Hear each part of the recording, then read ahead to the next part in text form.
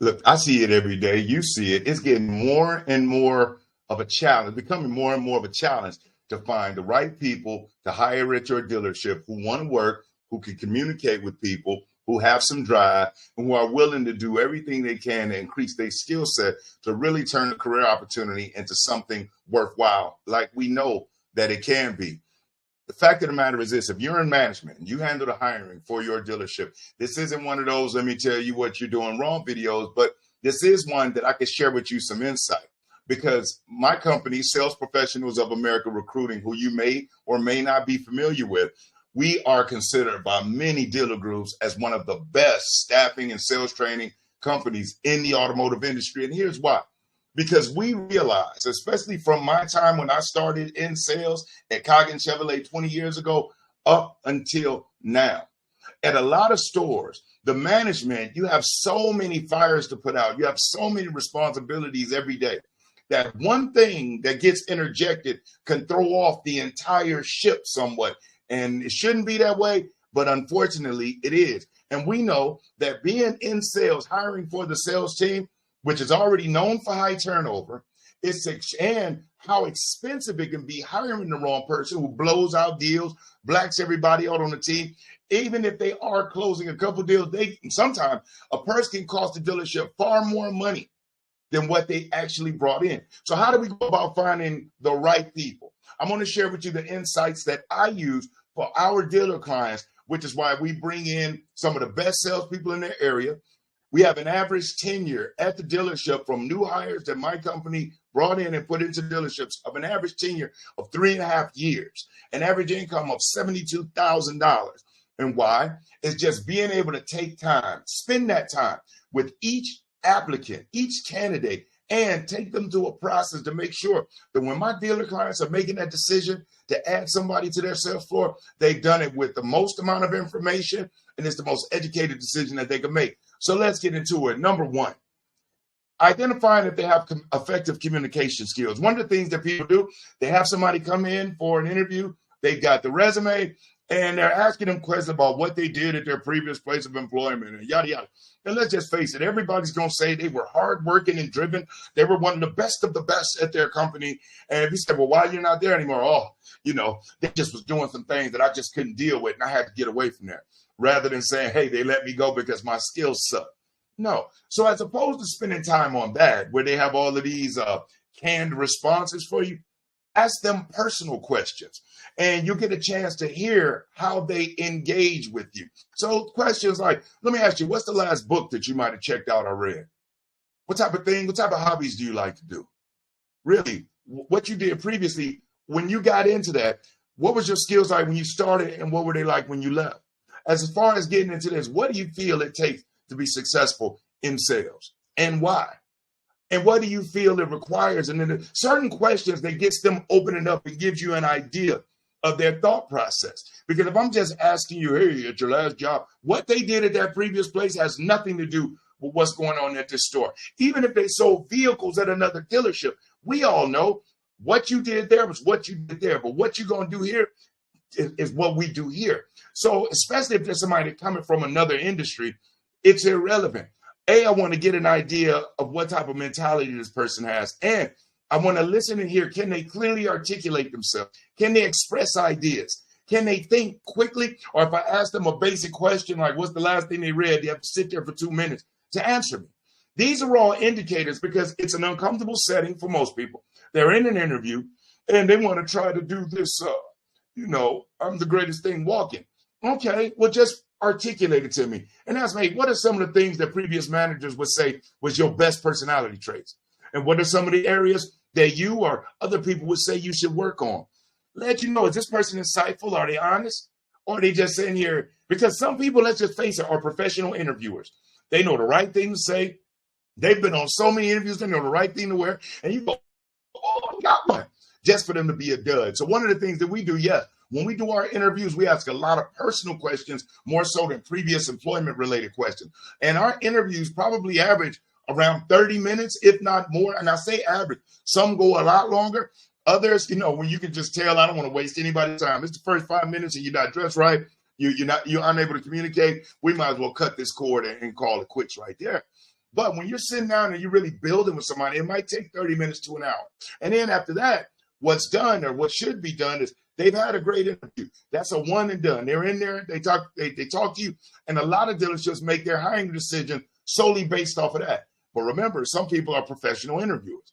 So how do we put this person to the test prior to even making a hiring decision?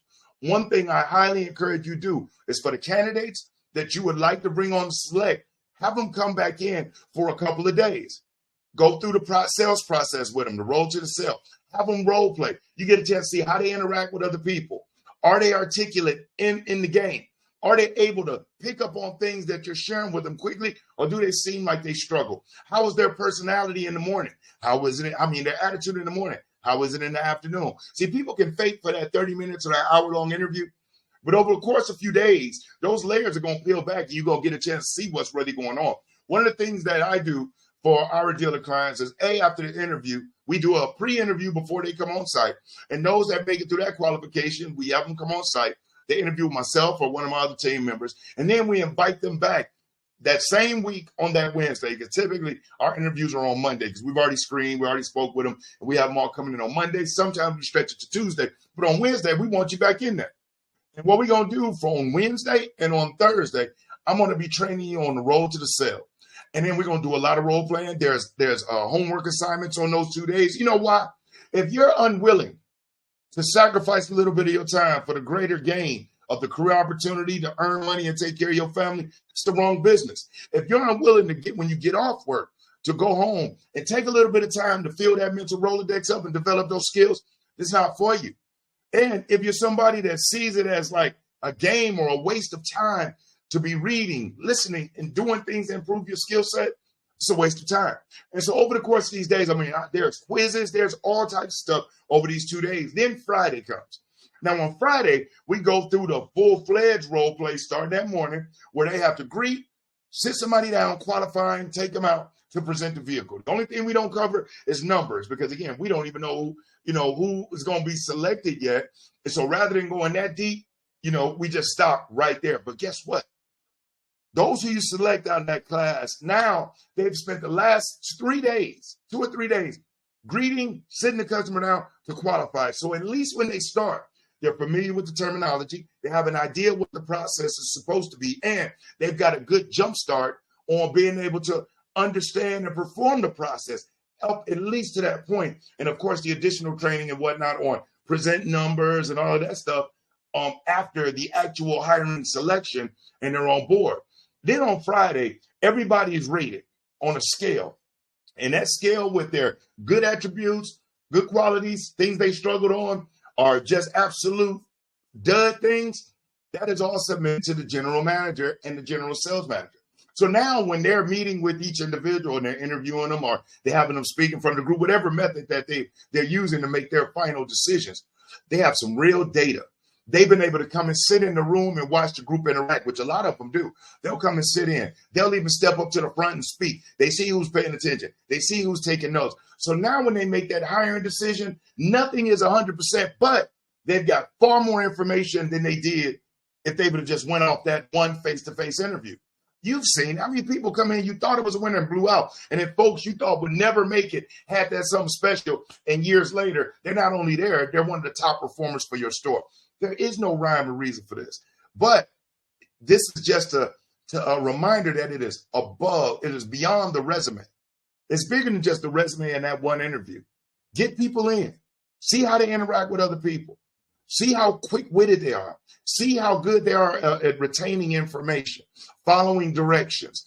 These things give you a much better insight on this potential candidate prior to making the hiring decision. Then once they're hired on, I come back the week after their first week, and then we go through more in-depth sales training. So typically I'm with the new hires for 2 weeks. The first initial week, then there's a week in between, and then I come back out the following week, and I rock with them or in any of the sales team members who have been struggling or didn't hit their target. They're all in there because now we got the team, and I can go deeper, and we can go into present numbers and other things. But as far as the initial hiring process, man, let me talk about the ad. Even when it comes to the ads, if you've ever seen one of the ads that we run, They say, man, how do you join so many people, so many quality salespeople, younger people that are willing and looking to do this? I say it's all in the wording. Most dealerships' ads look like they're hiring for Wall Street brokers.